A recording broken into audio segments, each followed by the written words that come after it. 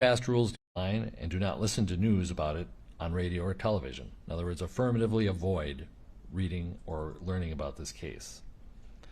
Now, this trial, including jury selection, is being televised, but no video of you or any other juror will be taken at any time, now or during trial if you are selected. Also, your name will not be used in the courtroom at any time. You will only be referred to by your random number to protect your privacy. The audio of anything you say will be broadcast unless we need to discuss something deeply personal or extremely sensitive or embarrassing or something that will specifically identify you. And in that case, I will specifically order that the audio not be broadcast outside this courtroom. In that case, you will still have to answer questions on the record, but without audio or video broadcast of any type. Now, with the exception of juror number 63, we're going to have you wait back in the other courtroom until it's your turn to be questioned, and you'll go with the deputy. But let me remind you, we are doing COVID precautions, so please keep social distancing, keep your mask on. I take my mask off only for this part so that you can hear me. When you're individually questioned, I'm going to put mine back on.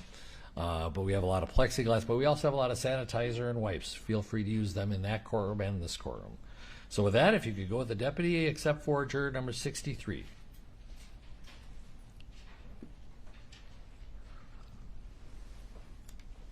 All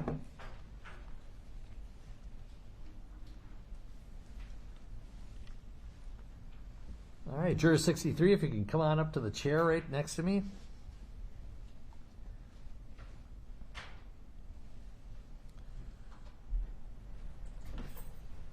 Have a seat. And you are juror 63, is that correct? Correct. All right. A couple things. We have plexiglass in front of you and between us. I'm going to continue to wear my mask, and I've been vaccinated too, so hopefully that'll give you some assurance. And there's plexiglass in front of the attorneys when they ask you questions. Awesome.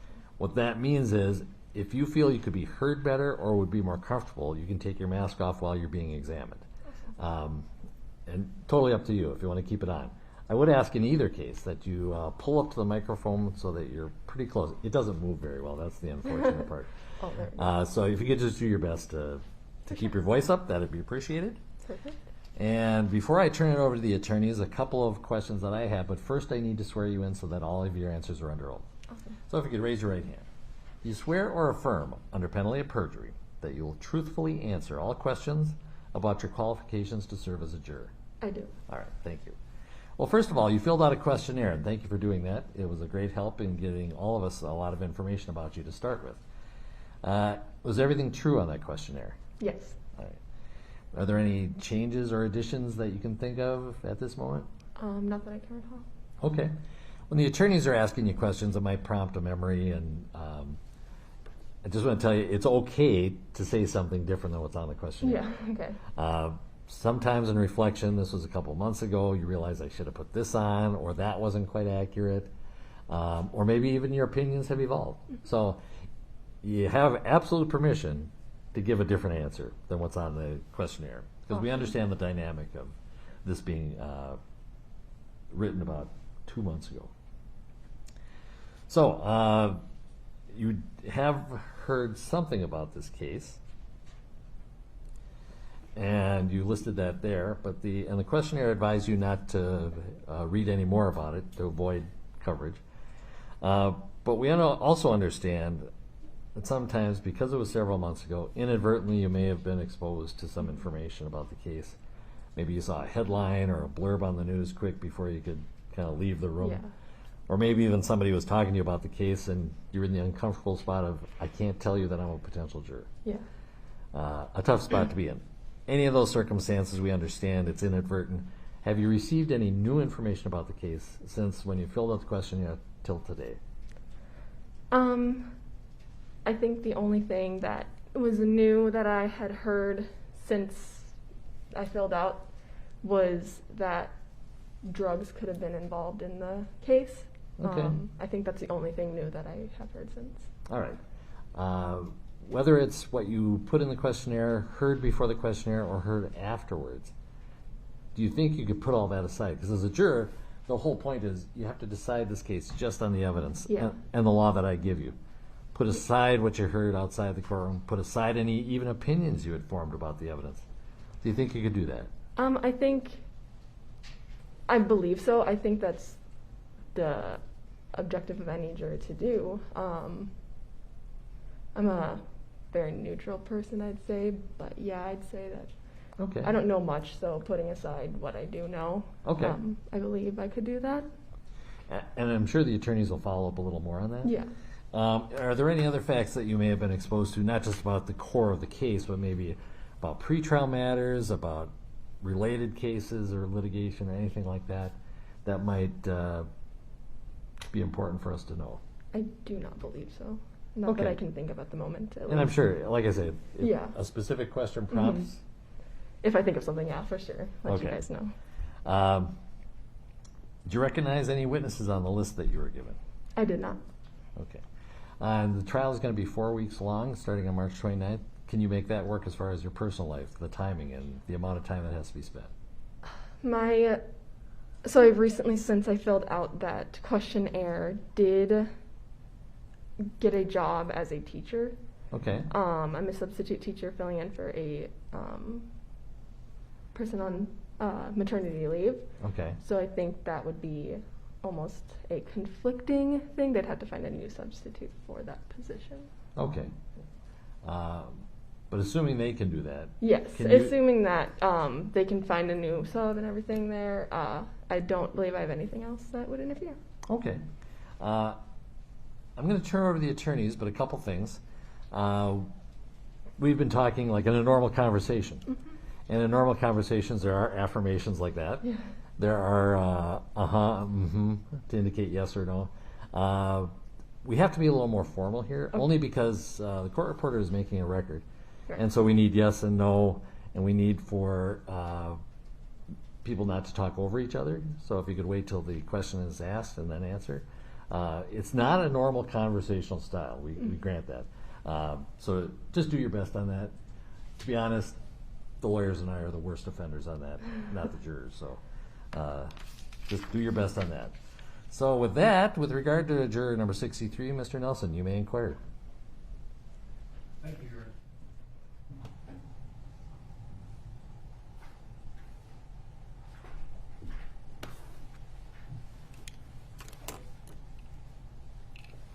Morning, ma'am. Good morning.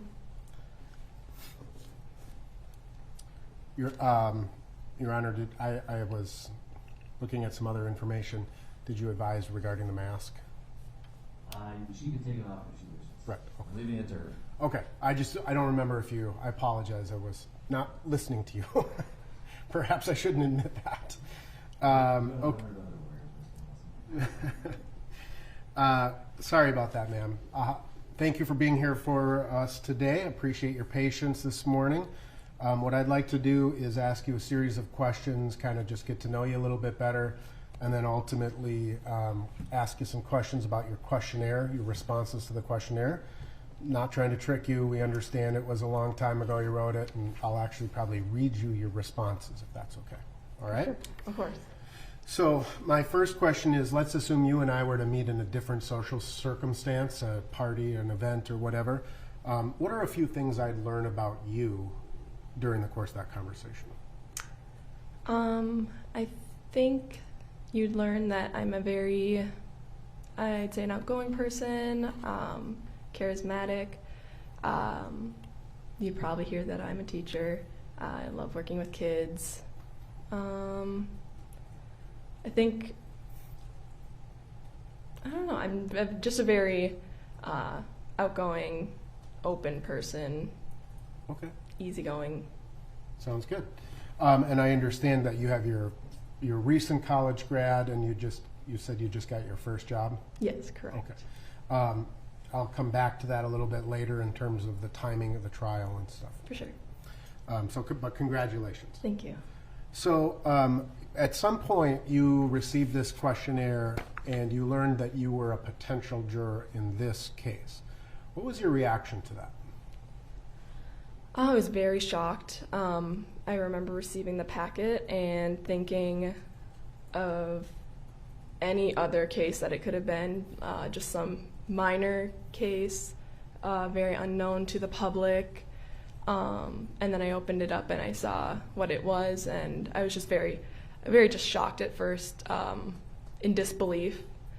I mean, it's the first time I've ever been called to jury duty, so it was just crazy to me that this was a case that could have been.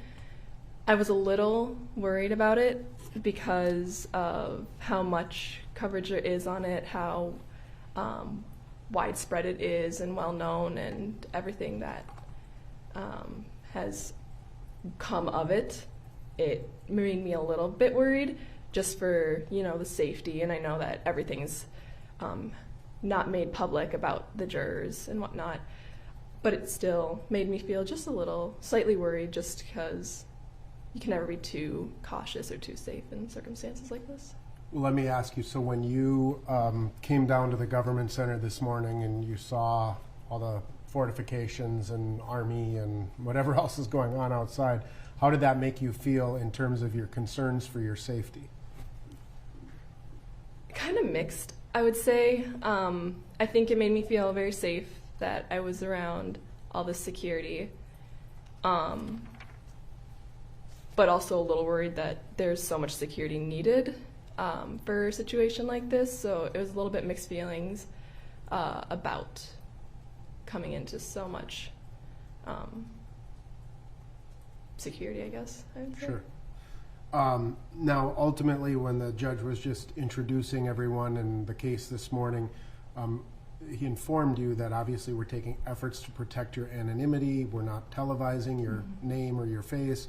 But at some point in the future, it is entirely possible that your name would be known or would become public. How does that make you feel? It's kind of hard to tell, because I think it all depends on how the case almost plays out. It's a little nerve-wracking, I'd say, just because, again, it's a very controversial topic. Both sides feel very strongly, I would say, from what I know. And it can play out one or two ways. And there are people that will be happy, there are people that won't be happy. So I'd say it's a little nerve-wracking to think about. I feel safe, but it's just, you never know what's going to happen in the future. Sure. Okay. So thinking about your personal life or your professional life and any of the positions you've ever held, can you think of a situation where you were called upon to resolve a conflict between two people? Gotta think of a time. I would say in large scale, there hasn't been a time where I've had to do it for a major event, but there's Sure. been little times. Like you may have two friends that are in conflict with each Yeah. other, right? Yeah. So how do you, and both of these friends come to you, right? Mm-hmm. And they voice their opinions or whatever this conflict is. How do you approach that situation? Meaning, like, how do you try to resolve that conflict between two people? I think,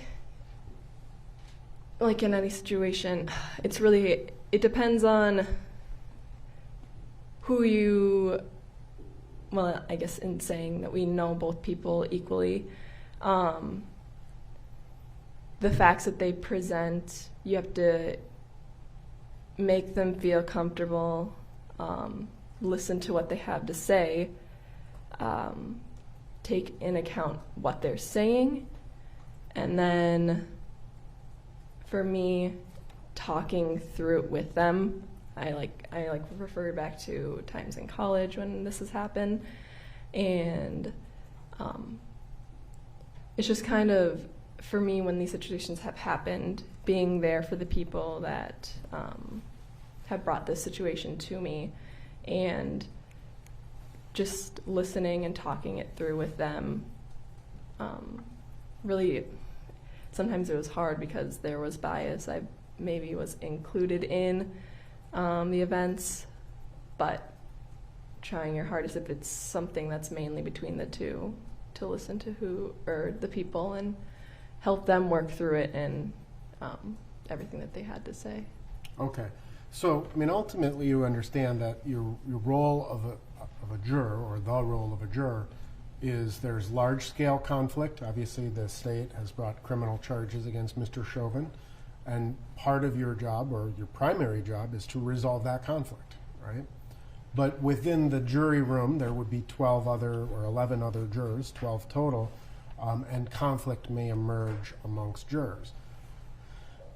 How do you think, if you were in the jury room and you were part of this case, and there's a particular piece of evidence that comes to light during the course of the trial, and some jurors are looking at that evidence saying, this is the most important piece of evidence, and other jurors are saying, no, this isn't. How do you approach the conflict in that context? In context like that, I would say, I mean, each person has an opinion. Each person believes that something's more important than the other.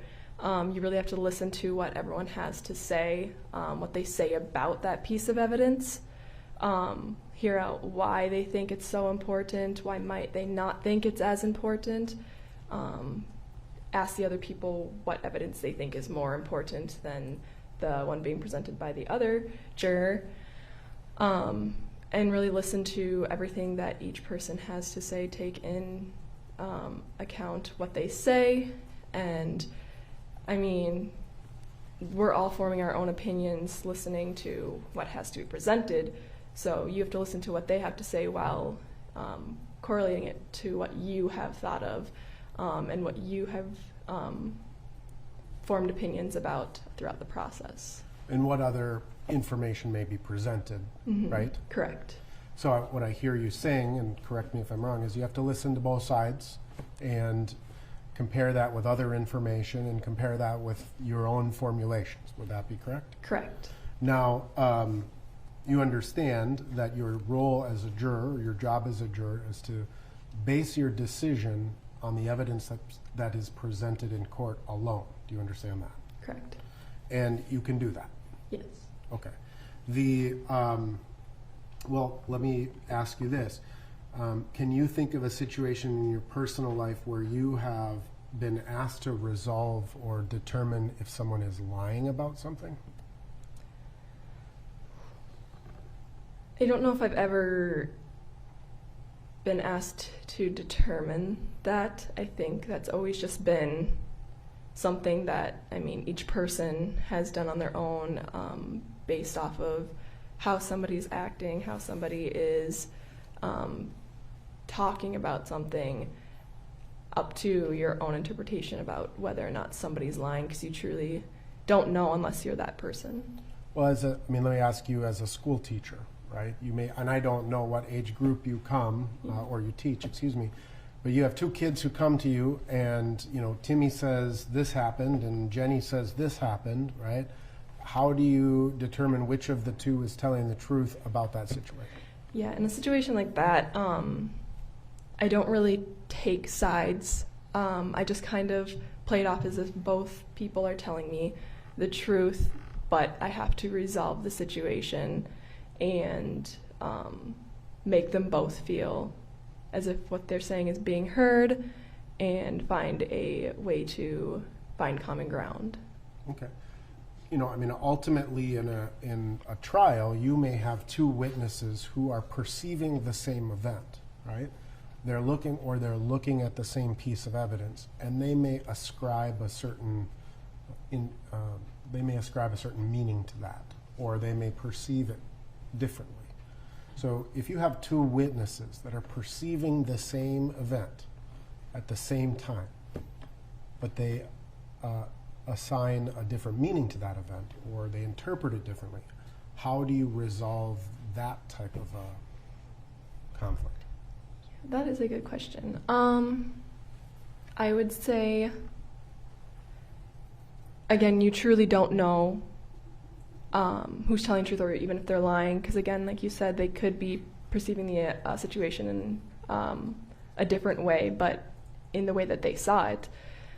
Again, I think taking in everything that each person says and then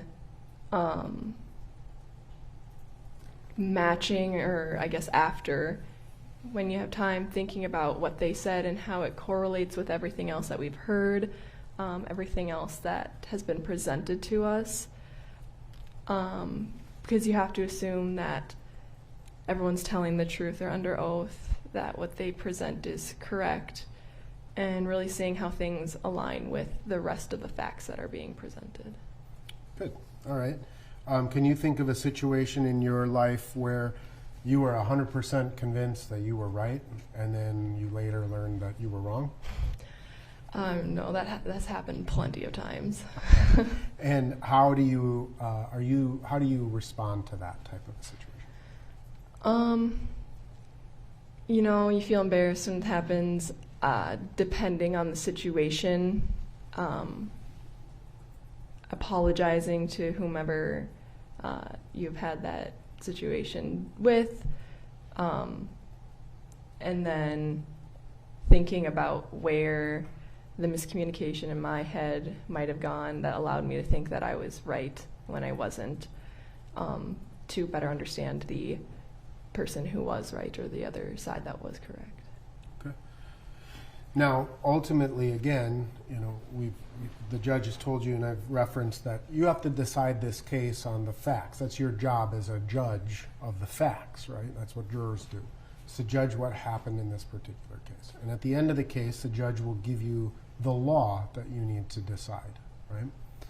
Do you think that you can listen to the law and follow the law even if you think the law is different or should be changed?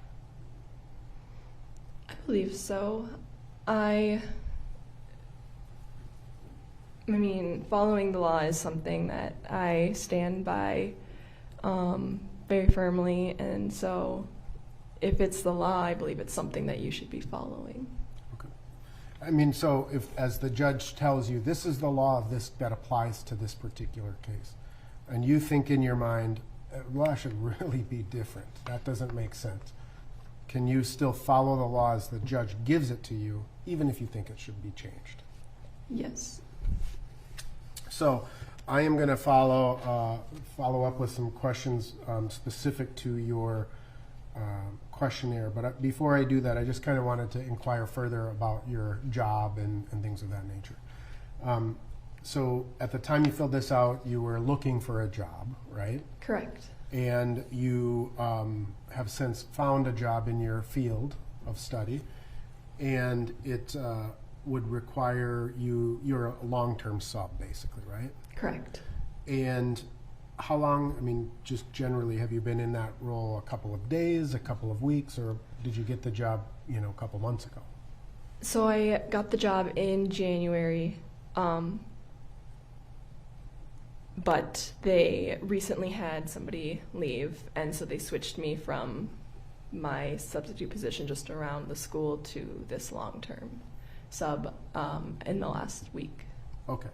And so ultimately, I mean, you know, this is the question is, you would need to find a sub to replace you, or the school would, right? Correct. Is that something you're willing to do? I mean, how does that affect you financially, professionally? Right. I think financially it's a struggle, just because that money that I'm earning is helping me towards debt and whatnot.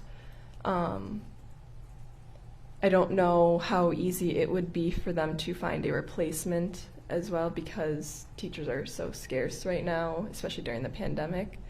And I know they were looking for somebody for this position for a while, and then they just switched me into it because they couldn't find anybody. They didn't want to, because I was the building sub. They didn't want to switch me into it, but they had to. So I don't know how easy it would be for somebody to take over that position necessarily. Those are my only concerns, I would say. Okay. I guess in terms of I mean, understanding that jury service is a hardship for everyone, Yes. right? Would you be concerned that you're not going to be able to find a job after jury service, or concerned about the students? I would say I don't know if I'm so concerned about finding a job afterwards. I think it's always a good lead to be in a job in a district, and then from there take on a full-time teacher role. I'm not sure if being away from this scares me so much from that being a possibility.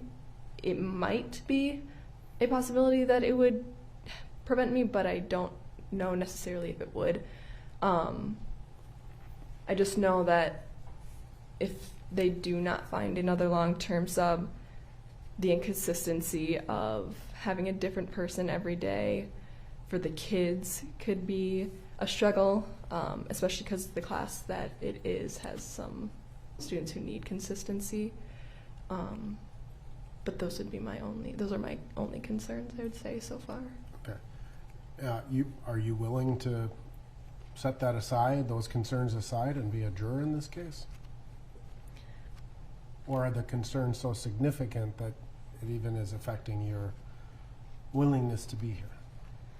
That's a loaded question in a sense that I have thought so much about it, and I am just at such a standstill with how I feel, because I believe it's the civic duty of everyone to do jury duty if they get selected, if they're called, but it's also so important to be with the students, especially during this year where it's been so crazy for them. Everything's been so wishy-washy for them because of the pandemic, and there's been so many changes that I've just been so stuck on that question, stuck on what's the right thing to do. Right. Can I just have a moment to chat with Council, Your Honor? And one last question, though. Are you teaching in person or remotely? I am in person.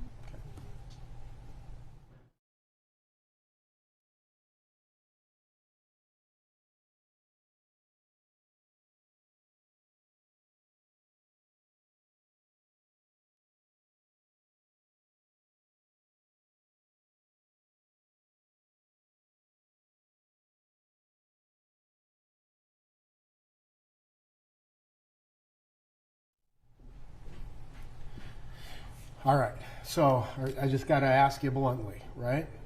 Would this be a hardship for you to serve on this jury?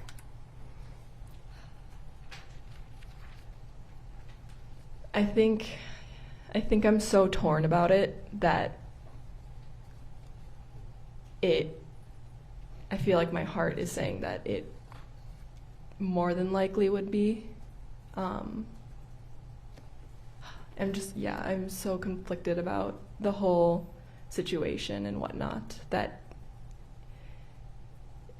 yes. Would the court like to inquire further? No, the state was doing it. All right. Juror 63. I'm going to excuse you. I think it would be a hardship given the current state of your career and the students, and these times have been tough enough for us all. So I'm going to excuse you on hardship ground, and you're also excused from jury service generally. So the deputy, go with the deputy. He'll take some paperwork from you, and then you're free to go. Thank you. Thank you. Okay. So that was for cause.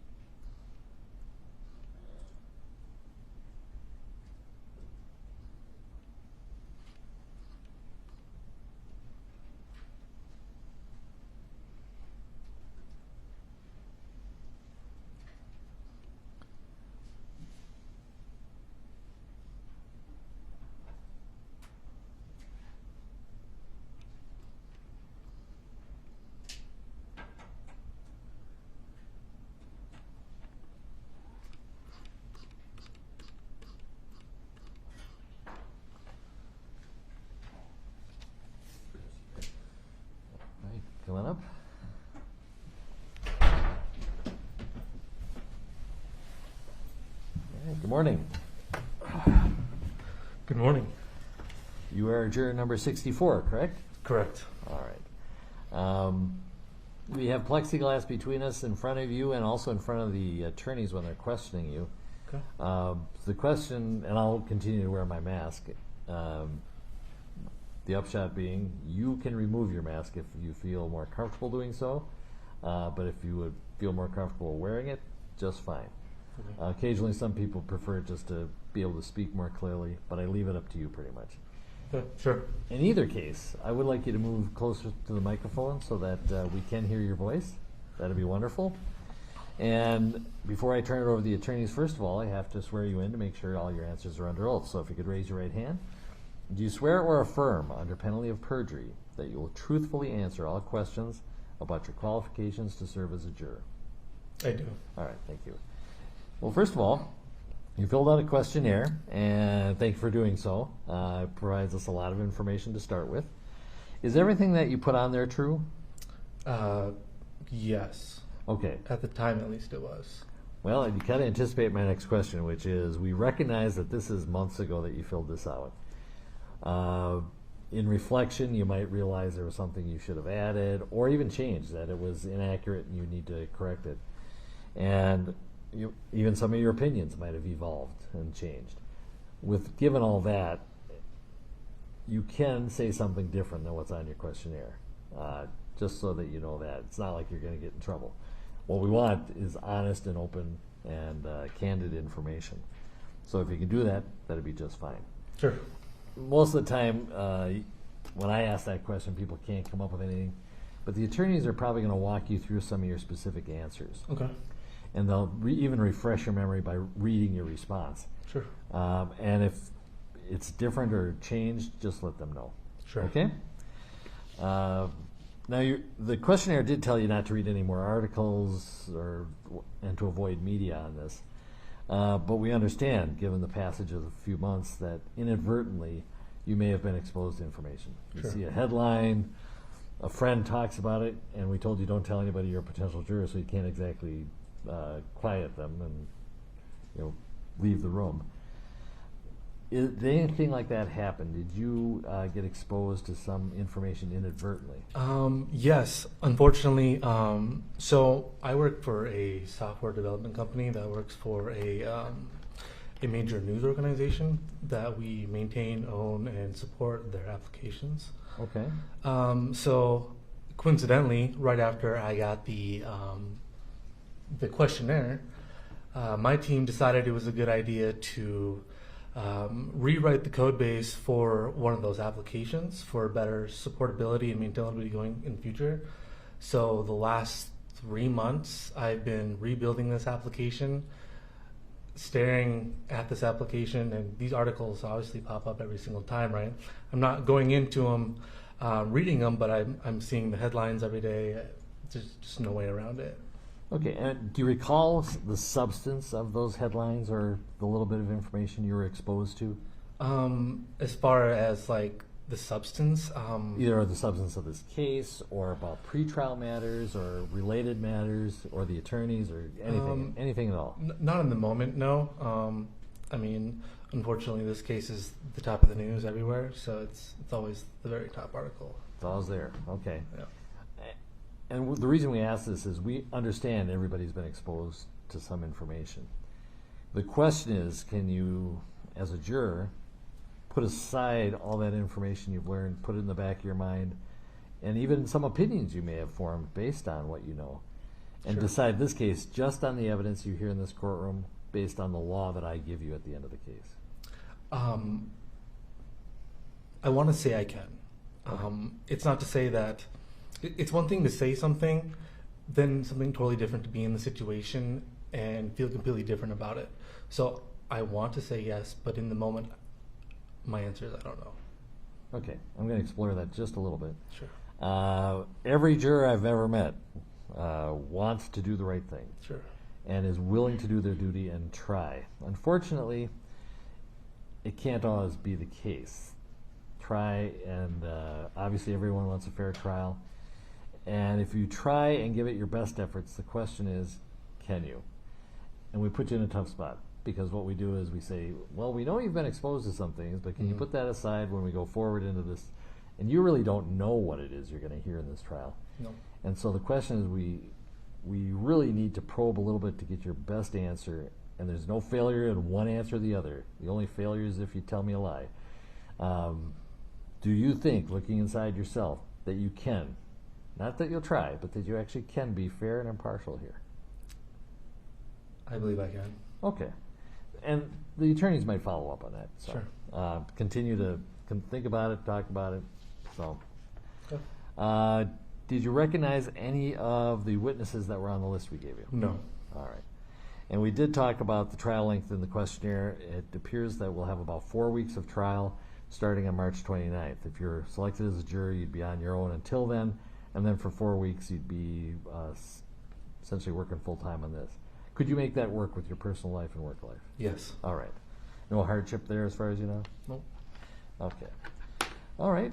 Then with that, I'm going to... Sure.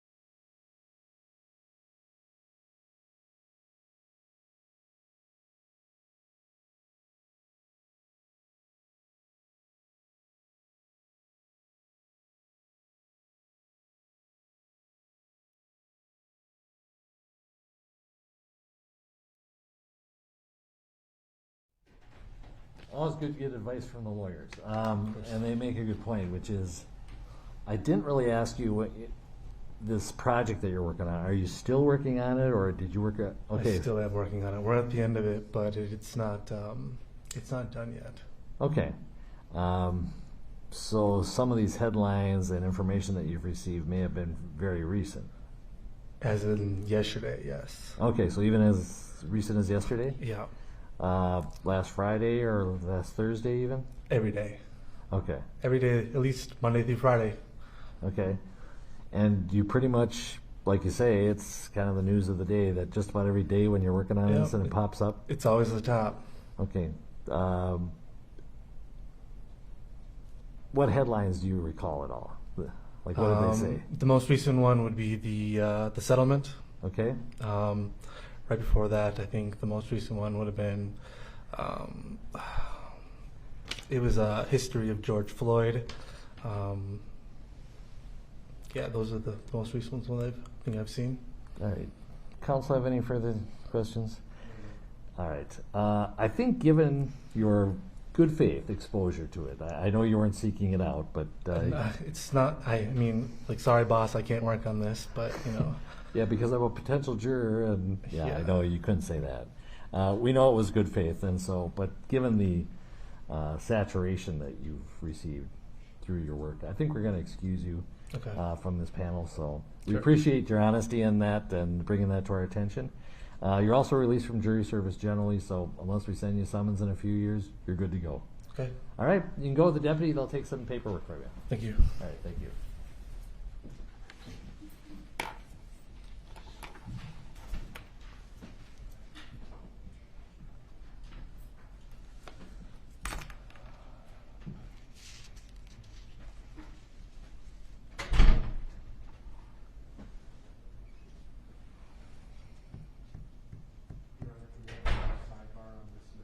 Sure.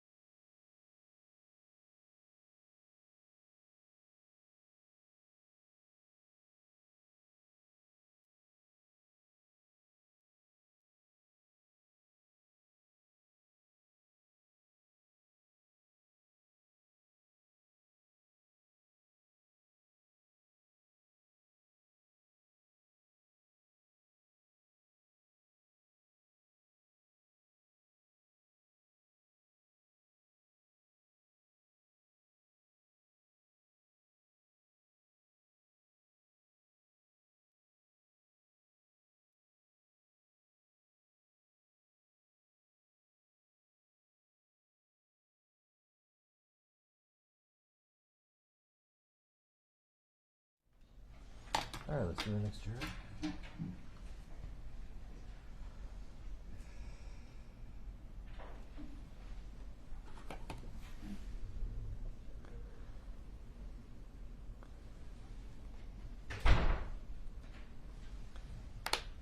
All right, good morning. Morning. You are juror 66, is that correct? Yes. All right. First of all, I'm going to swear you in because all your answers have to be under oath, so raise your right hand. Do you swear or affirm under penalty of perjury that the testimony or that you will truthfully answer all questions about your qualifications to serve as a juror? Yes. Okay. I'll also advise you that we have plexiglass between us, plexiglass in front of you. The attorneys will have plexiglass in front. I will also continue to wear a mask. The upshot being, you can take off your mask if you wish, or if you either for comfort or because you think you'd be heard more clearly. It's totally your call. In either case, I would like to have you pull up to the microphone so that we can hear you nice and loud.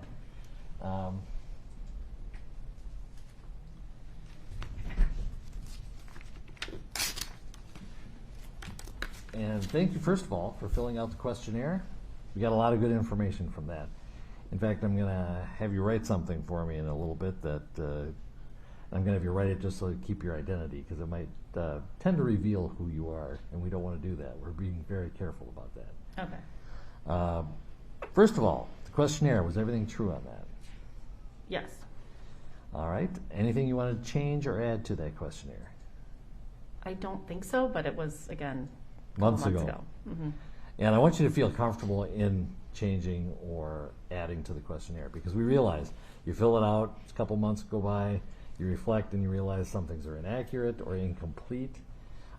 Maybe your opinions have evolved. So anything you want to change, and most of the time it's going to happen when one of the attorneys asks you a question and you say, well, that was my answer at that time, here's what you need to know now. Perfectly fine. I want you to feel comfortable being able to change or add to your questionnaire answers. Okay?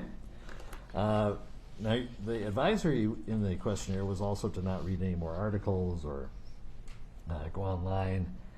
But we also recognize that between when you fill out the questionnaire and today, a couple months have passed, and inadvertently, you may have been exposed to some information about the case, related cases, similar cases, something about this case that you think we should probably know that you've been exposed to. Anything like that happen? It's kind of hard to avoid it. It is. Completely right now. And, I have gotten some information from the news, just kind of like how this jury process is run, too, because when you get that little piece of paper in the mail, you don't get a lot of information. So, I have seen a little bit on the news just based on like how this is going. Mm-hmm. Actually, it probably just filled you in a little bit on how we're getting the job done, it sounds like. Yeah. Anything about the substance of the case or any related cases that you can recall? Nothing that stands out, no. Other than the information you just talked about, how recently do you think you've been exposed to information about this case or related cases? Really just this case as far as like when people are getting selected, knowing kind of how many have been picked. Okay. Week, or are we talking? Yeah, last week. Okay, and that's pretty much the procedures we're using. Yeah. Okay, anything else recently that you've heard of? Nothing stands out. Okay, excellent, thank you. The whole point of this probing on how much you know about the case is for you to give us your honest opinion about yourself on whether you can put all that aside. Everybody who's come into this courtroom knows something about the case. It's some accurate, some not so accurate. But the bottom line being, you have to put all that aside as a juror, decide this case only on the evidence and the law that you receive from me at the end of the case. And the question for you is, can you do that? Potentially, yes. Okay. Tell me a little bit more about the potential one way and the potential the other way. I don't know. I'm just kind of nervous. That's okay. Almost everybody in that chair is nervous. You don't seem nervous, though, I'll tell you. You hide it well. The mask helps. Okay. But The only thing you have to worry about here is just telling the truth. So I hope when we get into a more conversational tone of this and not, and hope you understand we don't try and be confrontational, although we have to probe into your personal life a little bit. We apologize for that, but it is necessary. And so I'm going to jump actually right to one of those items that you did indicate on your questionnaire that you have a relative who is a state trooper. And if you were to name that person, that would probably identify you, and we don't want to do that. Yeah. We're trying our best to keep you anonymous. So what I'm going to do, and don't lean over because camera angles are such that we don't want you to be in a camera shot. I'm going to give you a piece of paper. I'd like you to write that relative's name down so I can share it with the attorneys, if you would.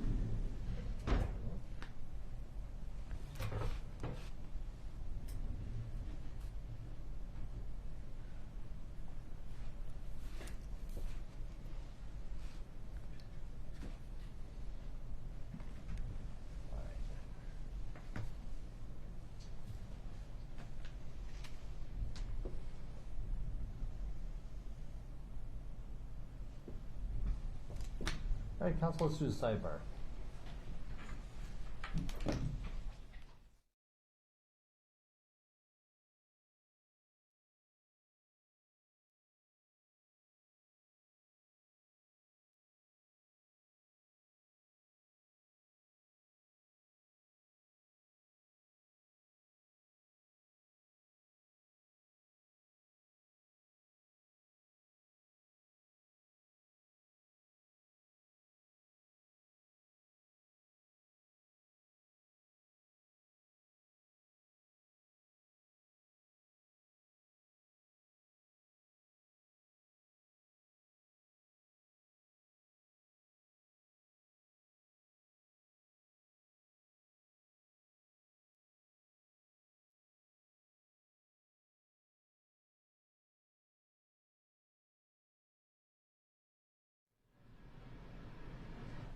Technology is not as good as we thought, so we're just going to share the paper with the attorneys. If that's Okay.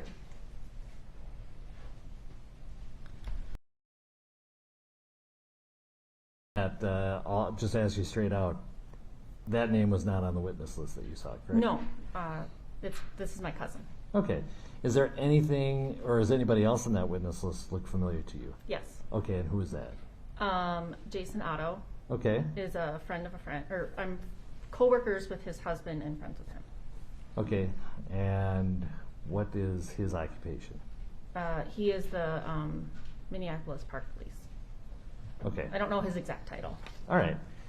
If that person actually testified in the case, do you think that your relationship with them might make it hard for you to be fair, or to put aside, oh, well, I know that person, so they're going to be higher in credibility automatically just because I know them, or do you think you can treat them like any other witness? I would probably take their views as higher, yes. Because you have a Friendship. with them, and so pretty much take everything he says without a grain of salt, so to speak. Yes. Okay. Council, why don't we do this? We're going to try this again. See Okay. if it works.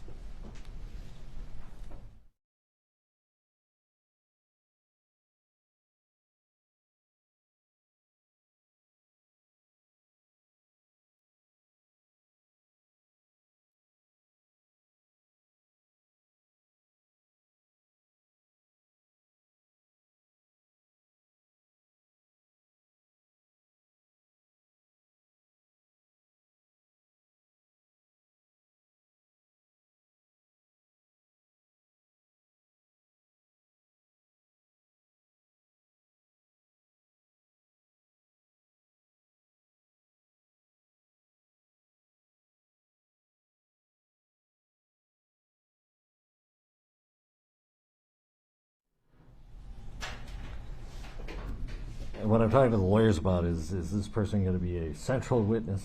Does not appear so. In fact, might not even be called. Knowing that, do you think you could still remain impartial in deciding this case? No. Okay, tell me why. I don't want to be a part of this trial. Okay. So I think that's a big part of it. Okay. Any specific reason? I'm going to flip to the last question on the questionnaire because I think that might be the best. From when I filled out the questionnaire till now, more life changes have happened. Recently sold my house and would be moving out of our home during the trial, which would be really stressful if I can't help with that. I also have a child under 1 that I don't want to be away from them for that long. Okay. And also, if you're deliberating and it goes overnight, you'd be kept in a hotel. You understand that? Yeah. Does that work? No. Okay. Let me talk to the lawyers one more time. Do you think it would be a hardship, basically? Sorry? Do you think it would be a hardship for you to Yes. serve on the jury? Mhm. Okay, you're pretty adamant about that, too. Okay. Mr. Nelson? Mr. All right. I'm going to excuse you on the basis of hardship from this case. Thank you. Sigh of relief for the record. That's all right. It shows you're being honest. You can go with the deputy. You're also released from jury service generally, so you don't have to report for any other cases. Okay. And Thank you. unless you get a summons in the future, a couple years from now. So, okay? Yes, thank you. All right. You bet.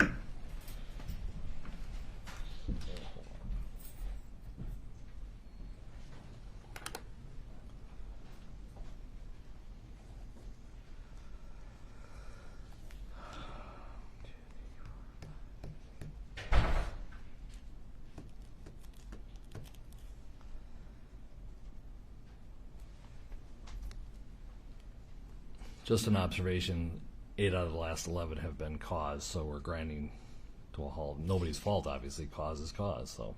But just an observation. We'll go with number 67.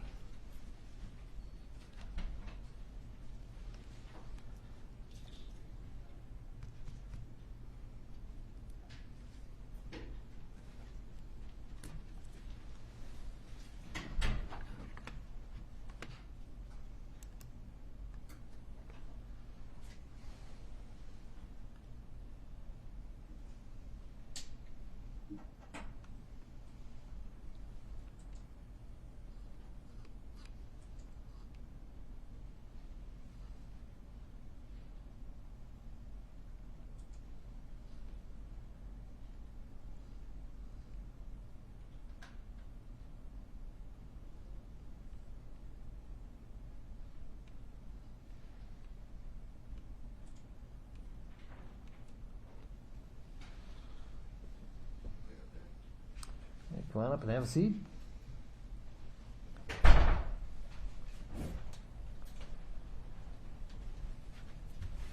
Good morning. You are juror number 67? Yes. All right.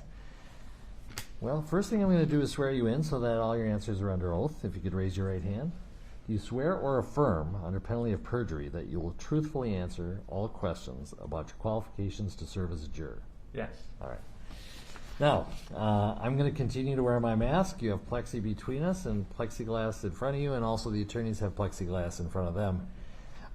The upshot being, if you wish for either comfort or to be heard more clearly, feel free to remove your mask while you're being examined.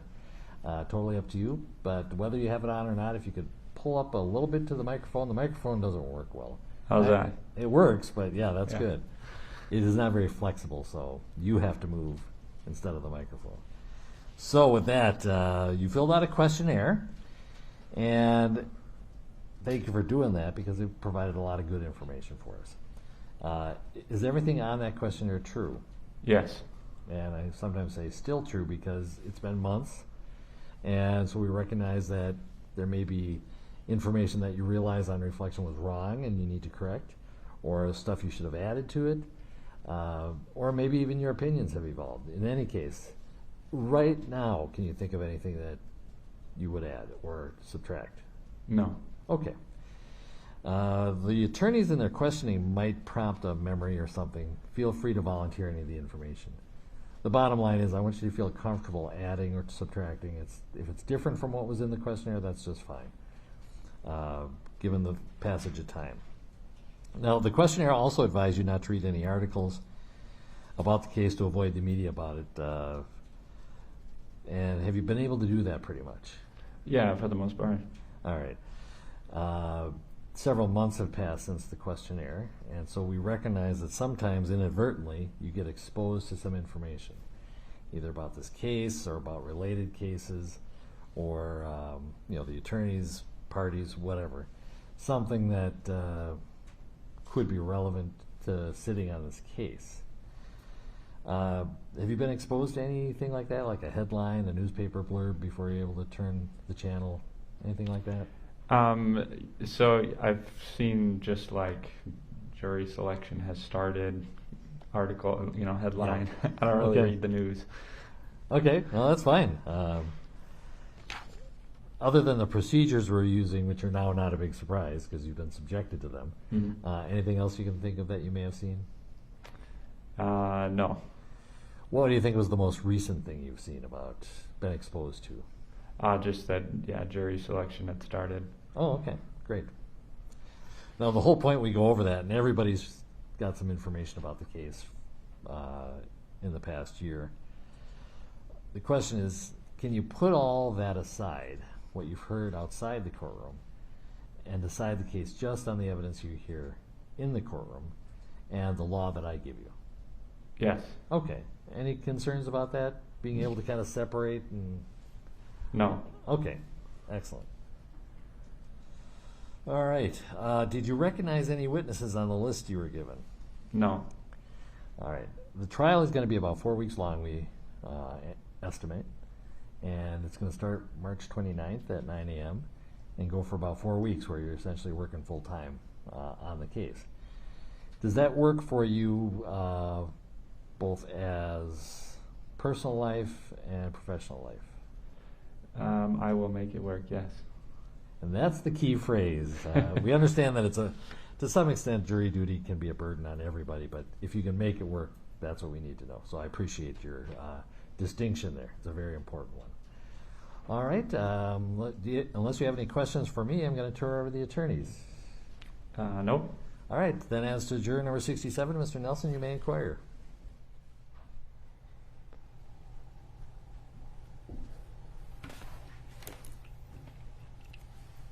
Morning, sir. Good morning. Thank you for being here. Thank you for your patience. Yeah, thanks for having me.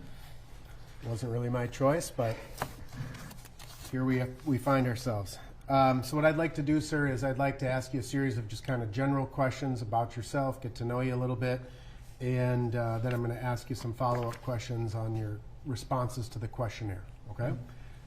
When we get to the questionnaire part, I know it's a couple months ago you filled this out, and not trying to trick you, I'll read you your responses and things of that nature, okay?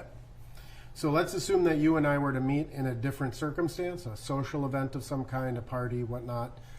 What are a couple of things that I would walk away knowing about you after our first conversation? Probably what I do and about my family. Okay. And again, without disclosing, it's my understanding you're like a youth minister? Is that correct? I'm an executive director Okay. of the organization, yeah. Of a youth organization? Yes. Okay.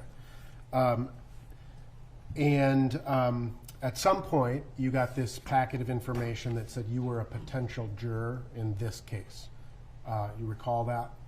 Yes. And do you recall what your initial reaction was to learning that you were a potential juror in this case? Oh boy. All right. I'm also honored to be able to serve Okay. in this capacity. All right. Why oh boy? I haven't been selected for jury duty before, and being my first time and the nature of the case. Right. And we understand you had, I'm sure, heard about the case beforehand and things of that nature, right? Yes. It's obviously, significant news. Did you have concerns about your personal safety in that regard? A little bit, like, I've got a family and things like that, and just in general, but Okay. I know that everything's being done to maintain anonymity. All right. And how did you feel when you came to the government center this morning and saw its current condition? Makes sense. Okay. And do you understand that at some point, we don't know when, but it's very possible that your name would be released publicly? Yes. And are you okay with that? Yes. Okay. In your personal or professional life, can you think of a situation where you've been called upon to resolve a conflict between two people? Yes. So how do you approach a situation when two people are having a dispute? Seek to understand both sides and find common ground. Okay. And how about, well, let me ask you, you as a potential juror in this case, there's obviously a big dispute for you to resolve, which is the state of Minnesota versus Derek Chauvin, right? But within that jury room, there may be disputes that arise. How do you, let's take a hypothetical, right? One group of jurors is looking at a particular piece of evidence and saying it's extremely important. Another set of jurors is disagreeing with that and thinks it's irrelevant, that same piece of evidence. How do you approach that situation? Again, kind of try to go back to finding out what we have common ground on, and then having each of the parties kind of express why they believe that it is important, and then trying to come to an agreement. Okay. And if you were the juror who thought that this piece of information was super important and others disagreed with you, so you're now not trying to resolve the dispute, you're part of the dispute. How do you deal with that? I would want to check my own bias and try to understand if I'm, thinking wrongly about it, and be willing to be open and listen to others' input. Okay. Are you willing to re-examine your own beliefs or your own perspectives about something? Yes, of course. What if you don't change your opinion after you re-examine your own bias? What if you're convinced it's still the most important piece of evidence and others disagree with you? Do you abandon your belief simply for the sake of consensus? I don't think I would abandon it, but I would try to continue to move forward with other parts of the whole trial. If that makes sense. In your personal or professional life, can you think of a situation where you have been called upon to determine whether someone is telling the truth about a situation? Yes. Right. How do you approach that situation? I'd ask a lot of questions and just try to get a read on the person, Okay. And try to empathize with them as well, and see, from their perspective, what's going on. Okay. Can you think of a situation in your life where you have been 100% convinced of something only to later learn you were wrong? Yes. Okay. And tell me, what's your response to a situation like that? I'm apologetic, kind of blown away at how convinced I can be at something and then be totally wrong. It's humbling. Okay. And if you were a juror in this case, you understand that you you would be a judge in a sense, a judge of the facts of what happened. But at the end of the case, the judge is going to give you the law that you have to apply the facts as you determine them to be. Can you apply the law that the judge gives you, even if you think it is wrong or should be changed? Yeah. Okay. No problem with that? No. And you believe that you can be a fair and impartial juror as a part of this process? Yes.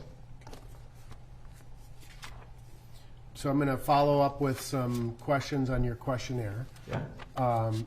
And I want to start by, again, thanking you for taking the time to fill this out. We understand that everybody has some degree of knowledge. This is obviously a major case, and that everybody has some degree of knowledge about what's happened, or what's alleged to have happened, I should say. So the first question you were asked is to just kind of write what you knew. And you wrote, the police were responding to a suspected counterfeit bill and pulled over George Floyd, who was driving under the influence. Mr. Floyd resisted and Derek Chauvin put his knee on Mr. Floyd's neck to restrain him. Mr. Floyd died in that position in police custody. There are more details, I'm sure, but I don't recall them all exactly. That's what you wrote. Since writing that, I think the judge has asked you a few questions about what else you may have learned, and that was limited to sort of the jury selection process. Mm-hmm. Is that a yes? Yes. Sorry. Yes, sorry. Nothing else stands out in terms of what you recall about this event? No. All right.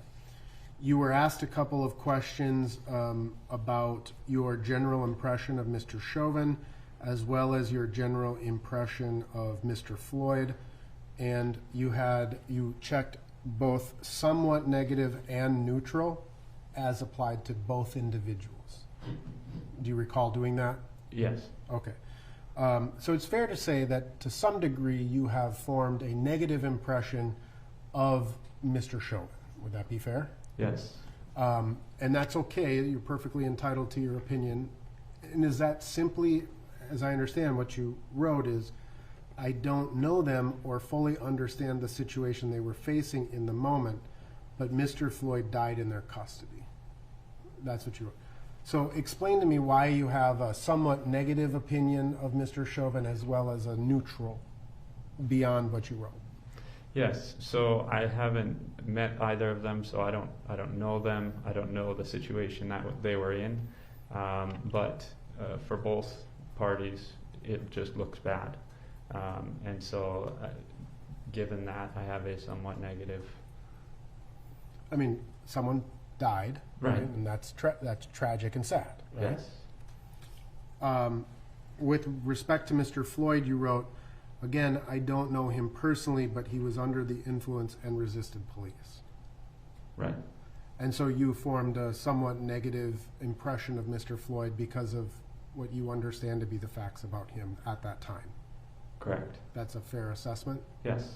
I don't want to put words in your mouth, but, obviously I just want to make sure you're the right juror. You wrote that you had seen some video of Mr. Floyd's death, and I want to make sure we're talking about the same video. A video was taken by a bystander. That video was uploaded to a social media platform. That video went viral and became a news story. Is that the video that you understood this question to be about? Yes. Other than that video, have you seen any other videos that were released publicly? No. Okay. I don't think so. So there were some body camera videos that were released. There were some store or some security surveillance videos. You never saw those? No. And you checked that you had seen that bystander video 2 to 3 times. So let me ask you this. Did you see a long form or a more complete version, or did you see clips on the news? Yeah, I saw clips on the news or on social media, just, scrolling as pops up kind of thing. Okay. Did you ever watch what we would describe as the entire bystander video? No, not in entirety. Okay. You were asked about your conversations with family, friends, or social media commentary that you may have made, and you wrote that you had talked about it, and that Mr. Floyd, your opinion was that Mr. Floyd's death was wrong, and we should speak up and speak out against racism. Mm-hmm. So you used the word wrong. What did you mean by Mr. Floyd's death was wrong? That he shouldn't have had to die. Whatever caused that death, I'm not sure of, but someone died, and that is wrong. Okay. And how does his death attach to conversations about racism? Because I think that was the main conversation that everyone was having, was that it was a white police officer and an African American man. Okay. And so again, you know, it's your right to have an opinion and your right to form those opinions based on your own experiences, your own belief system, and nobody's questioning that, right?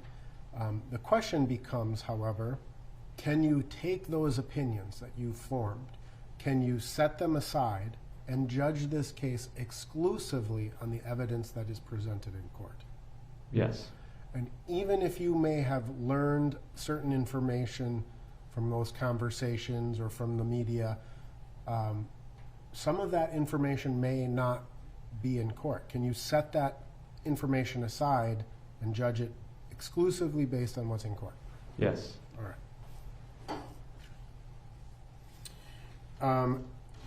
You were asked a question about whether you had participated in any demonstrations or marches, and you wrote, no, but we did talk to our kids about it and pray for everyone involved. Can you tell me a little bit more about that?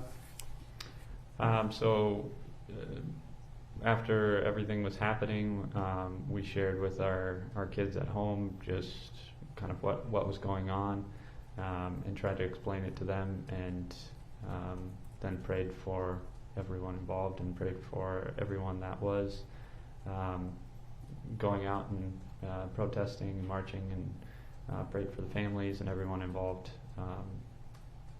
Yeah. Did that include Mr. Chauvin? Yes. You were asked a couple of questions about the aftermath, so to speak, of Mr. Floyd's death. In terms of the protests, you indicated that a couple of businesses that you frequent or have been to were vandalized in the course of the riots. Anything about that situation? Like, have you had conversations with those store owners about their experiences? No. Okay. You just happened to have been to a place and it was looted or vandalized in the rioting, right? That's correct. Okay. You were asked whether you felt the aftermath had a negative or positive effect on the protests.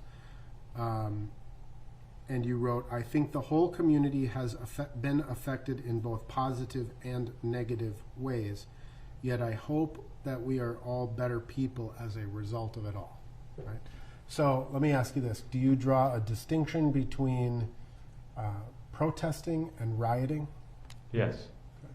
Can you explain for me what you see the difference in those two things to be? I think that protesting is peacefully gathering to raise awareness about a social cause or a cause that you have, whereas rioting is just kind of going wild in the streets. Okay. And do you associate those individuals who were peacefully protesting with the rioting? No. I think some of them may have crossed over in some ways, but no, there was peaceful protesting, and then there was also rioting. Okay.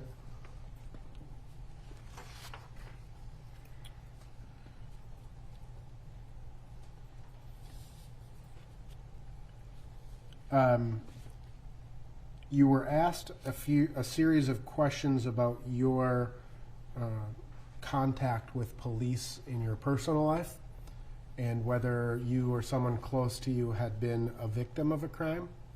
And I need to ask you, or just tell you, you obviously have a right to have that kept private, because you answered a question that I'd like to ask you about. And so are you comfortable talking about what you wrote here in court today? Yes. Okay. You wrote that when you were young, your parents would fight and the police would get called to those situations at times? Yes. Okay.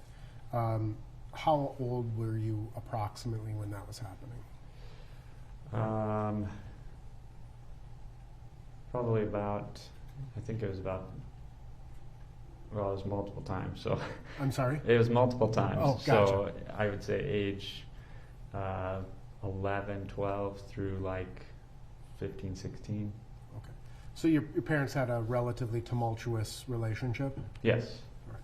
And when you say when things got out of control, you would call the police yourself? I did, and then my sister did as well. Okay. Did those events turn physical? Is that what you mean by out of control, or Yes. just okay? And when the police came or responded, you wrote that you felt that you were somewhat satisfied based on their response, and you wrote, "I don't remember the police as much as the situation." So do you think that based on what you do remember of the police involvement in those events, do you think that they handled the situation well as far as you were concerned? I think so, yes. I was just more focused on my parents and, not the officers. Right, understood. And were either of your parents ever arrested as a result of these? Yes. Were you ever called upon as a witness or to be a witness against your parents in court? No. Okay.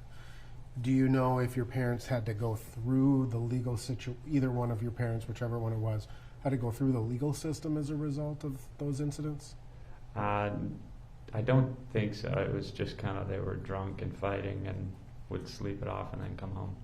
Okay, gotcha. So alcohol was involved in these disputes? Yes. Okay.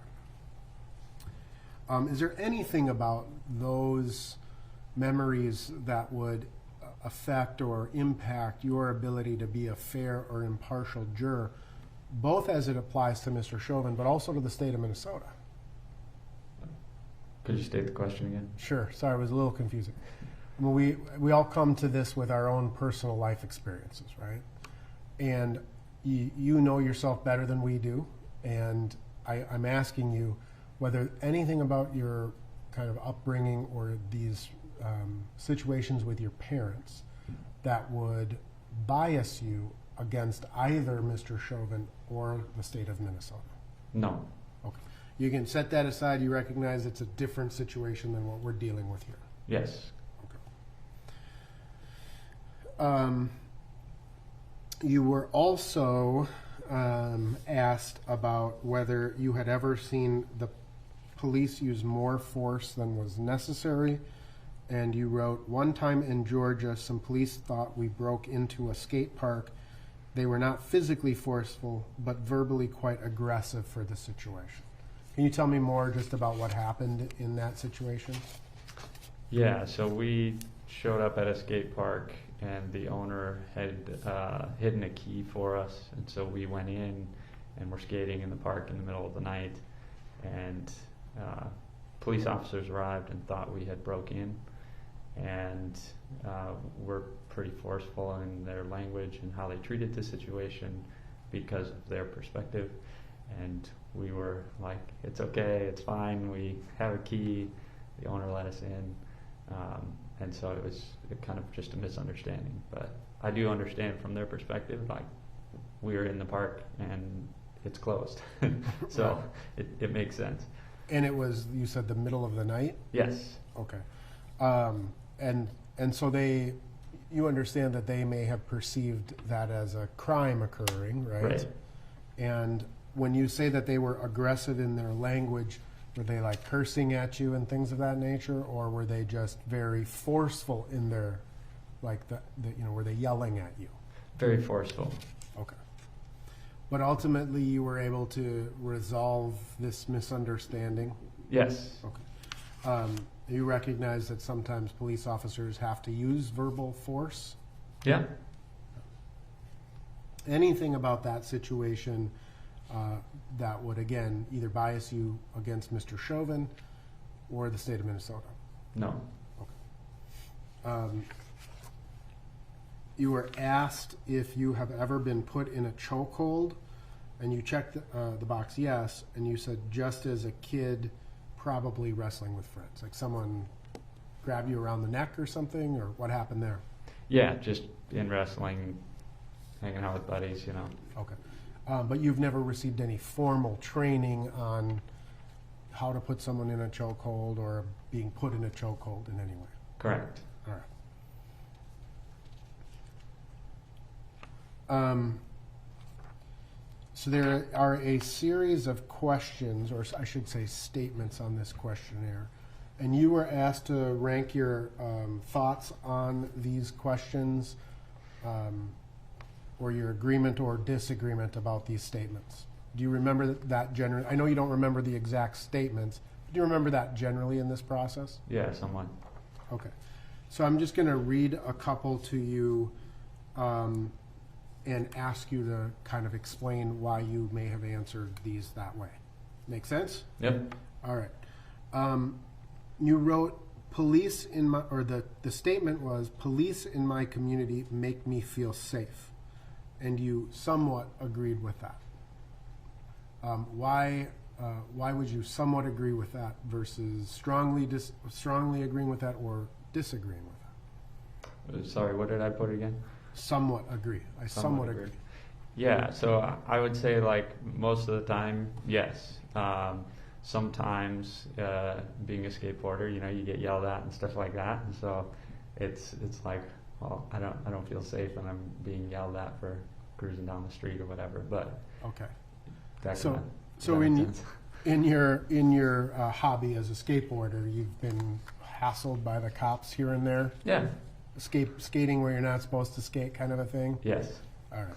And do you recognize they're simply telling you to follow the law? Yes. All right. Anything about that would make you biased again? You understand this case involves a Minneapolis police officer, and there will be police officers who testify in this case. Do you understand that? Yes. Anything about your feelings or those experiences that again would bias you for or against either party? No. All right. The statement is read. The statement reads, discrimination is not as bad as the media makes it out to be. And that's an awkward phrase, but so discrimination is not as bad as the media makes it out to be. And you somewhat agreed with that. Can you explain your thinking in that? So I think discrimination does exist. I think that the media amplifies it for good reasons or bad reasons. I think the media just amplifies it.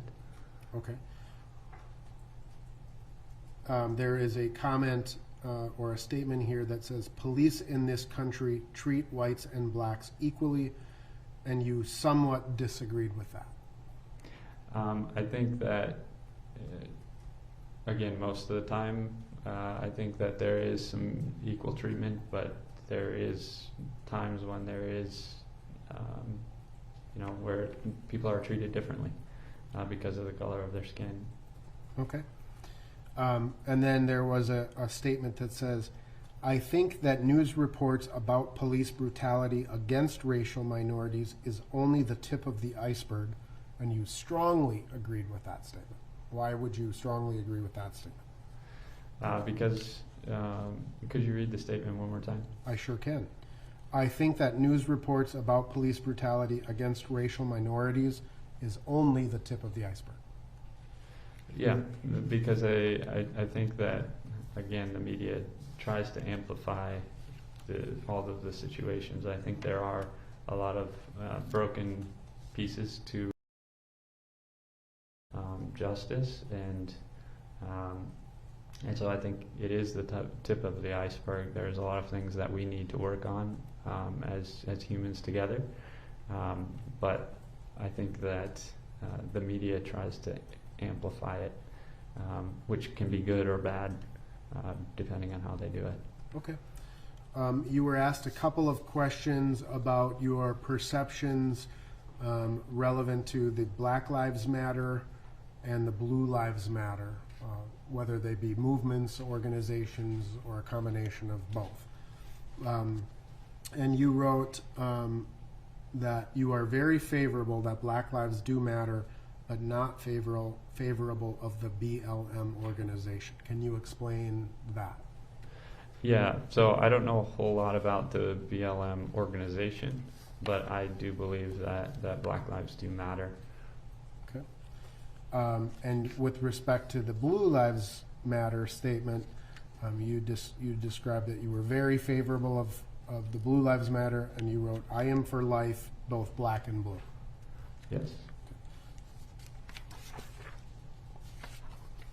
Just a couple of other questions here.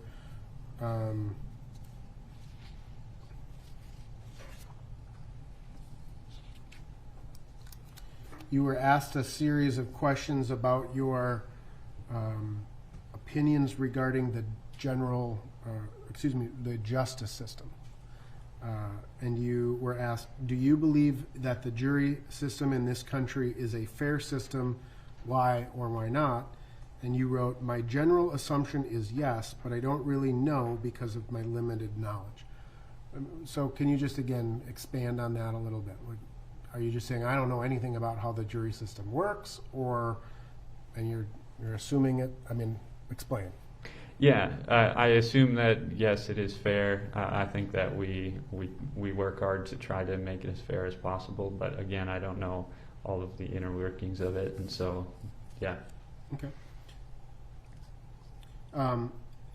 The second question was, do you believe our criminal justice system works? Why or why not? And you wrote, it depends on how you define works, and in quotes. And you said, I think sometimes it does and sometimes it does not. There is no perfect system. So how would you define the word works in that context? So I would say that is justice administered? And I would say, again, majority of the time, yeah. But sometimes we get it wrong. Okay.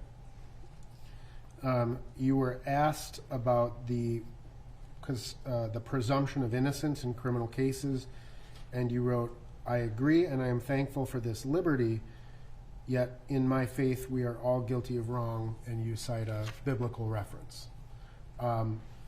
You understand that the so-called moral law is not applicable here. Do you understand that? Correct. The judge will define what the law is for you, and your job would be to determine whether or not there's a conviction or an acquittal in this case. Do you understand? Yes. And that would be regardless of your faith. Right. You were asked whether you wanted to serve as a juror in this case, and you checked yes, and you wrote, I would like to participate in justice. Can you define the word justice for me here? That which is just and right. Okay. Do you have you formed an opinion one way or another what constitutes justice in this case? No. Would you agree that justice could involve a not guilty verdict? Yes. May I have a moment, Your Honor?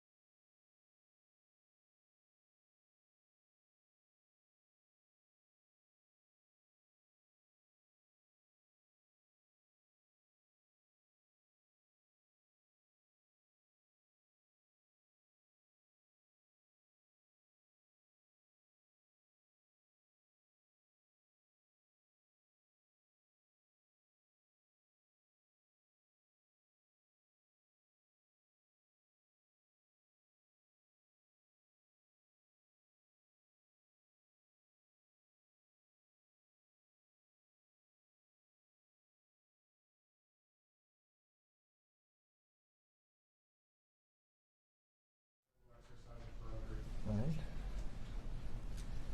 Juror number 67, we're going to excuse you from this panel, and also from jury service generally, so you won't be needed on another case. And so you can go with the deputy, they'll take some paperwork from you, and you can go about your business. Thank you, though, for taking the time for the questionnaire and answering our questions. Awesome. Thank you. All right. Let's take our 20-minute mid-morning break. 11:15, please.